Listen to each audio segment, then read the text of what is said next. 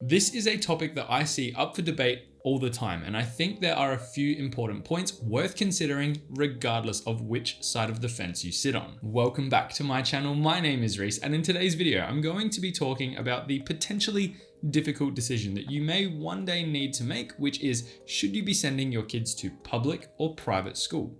Let's discuss. For context, I went to a public school for both my primary and high schooling experience, and they were zoned in a decent enough location in the city that I lived in, which was Adelaide, South Australia. I am aware that throughout this video, my words may trend towards a certain bias based on my own personal experiences. Just know that the culture will differ depending on where you're watching from in the world, and schools are constantly evolving environments which may shift how you make this assessment in the future. At a very high level, there are a few particular key points that usually come to mind when weighing up the differences between public versus private. And I'm going to say that for the majority of this video, I'm going to be focusing on the high schooling experience in particular. From the private schooling side of things, the key considerations might include the financial burden, the quality of education provided, the religious faith taught at the school, and potentially the networking opportunities as well. As generally speaking, you're going to have fewer socially and economically disadvantaged kids at a private school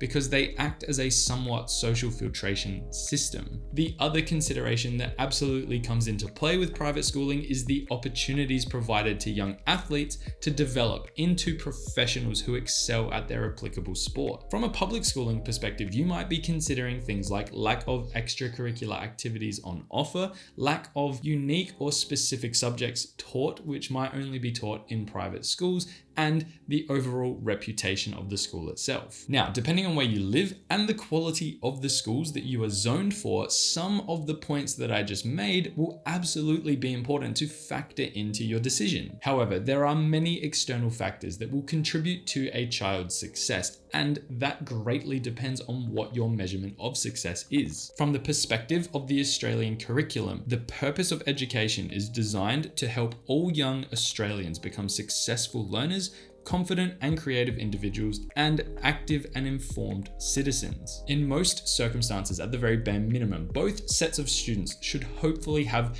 developed a basic knowledge and skill set from the core subjects that they're taught that will help them basically transition into the next chapter of their life, and hopefully that is derived from their schooling experience. Within Australia, just to set the scene, those core subjects that are taught include English, maths, science, humanities, health, physical education, languages, technologies, and the arts. If you value having exposure to a greater number of specialized or unique subjects, absolutely, private schooling is most likely going to offer better opportunities for the student. However, having access to these additional subjects will never guarantee a greater financial, self-made, or social success.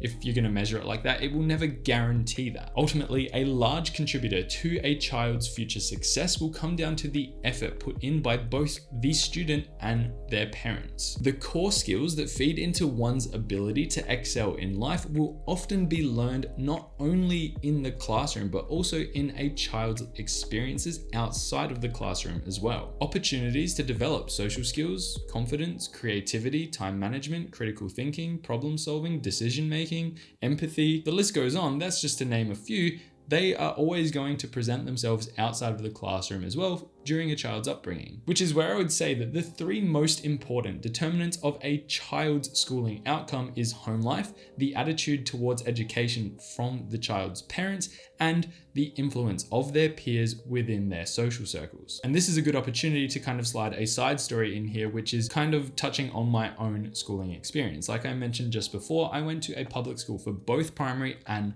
high school. Both of those schools were based around the average. It's rated out of 7. One was a 3 and one was a 5. So they were pretty average to say the least. They weren't the worst. They definitely weren't the best. I was provided with an education that I would absolutely deem decent enough to carry me through my first year of tertiary education. And I felt like I had good exposure to the core subjects, which would again carry me into that first year of university. I was able to get into university where I studied my ass off to get my degree. And now it truly is paying dividends because I have really launched into my career where I'm now starting to excel and really reap the benefits from all of that hard work. For those who don't know, I am by trade my 9 to 5 is I'm an engineer. And if I relate my own experience back to the 3 most important determinants of a child's schooling outcome, like I just mentioned before, you'll see that all of them played a big role in my ability to basically get to where I am today. Number 1 being that my parents were not the smartest people in town. My dad was a bricklayer,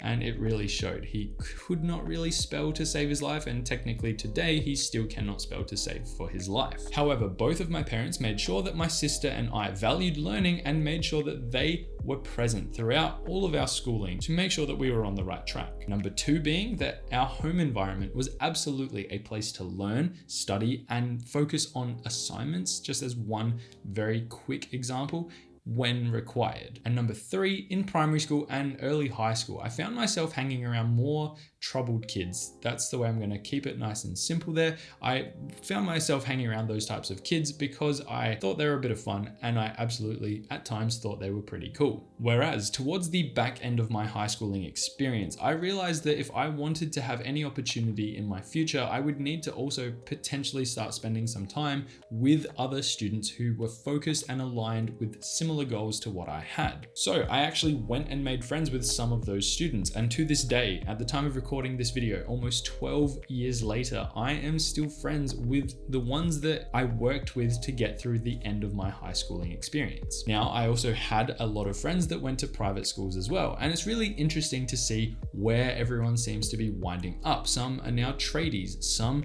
aren't doing a hell of a lot with their lives, and some are very much on a similar trajectory that I am as well. But in terms of things like career achievements, income levels, and difference in education, there's not a hell of a lot of noticeable variations, and that is for the very limited sample size that I have to take, but that is what I have to go off of. Now, one thing that I definitely do want to mention is that I do believe private schooling will offer a wide range of resources and potentially contacts, which is referred to often as networking opportunities for a child's schooling that a public school might not always have on offer, but there are plenty of counters to that as well. With private schools in particular, I'm going to be very nitpicky here. Some are very religious and they build topics into their curriculum which might not align with someone's personal views in particular. Mine, definitely, I wouldn't want my kids going to a school that a faith was taught that I didn't believe in. It's just a personal preference. It's something that I wouldn't want that forced upon someone. Whereas I would want my kid to be forced to learn maths, science, and English,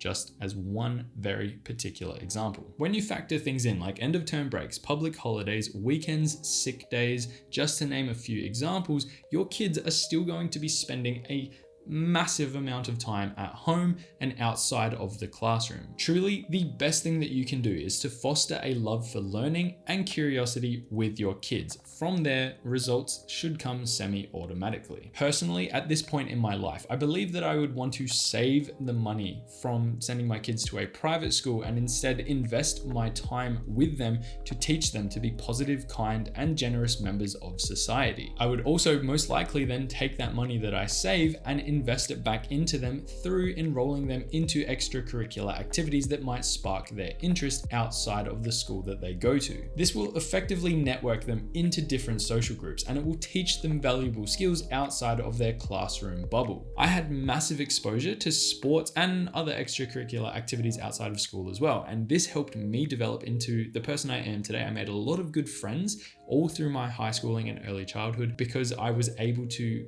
be put in environments where I could meet new people and get along with people that had similar interests to me. And they were young kids like myself who wanted to do fun things. And on weekends, I was able to go and share my time with them. Technology definitely helped with the connection of that as well. However, I'm just trying to hone in here that I believe that that is a really good way to socialize a kid and teach them those valuable core skills outside of the classroom. Overall, one of the biggest indicators of academic success is money and influence, and not because you can buy academic success, but because those who are financially stable can ensure that they're able to provide all of the factors that feed into someone having academic success. And this is a good segue actually for me to recommend you go and watch this video right here on Maslow's hierarchy of needs, which will really hone in and focus a hell of a lot more of what I just talked about which I think is a really interesting watch. Feel free to go and watch that in your own time. I've linked it down in the description below. That, in summary, is that there is much more that needs to be met before someone, any human, can be focused on achieving academic success. Because those who can afford to send their kids to a private school are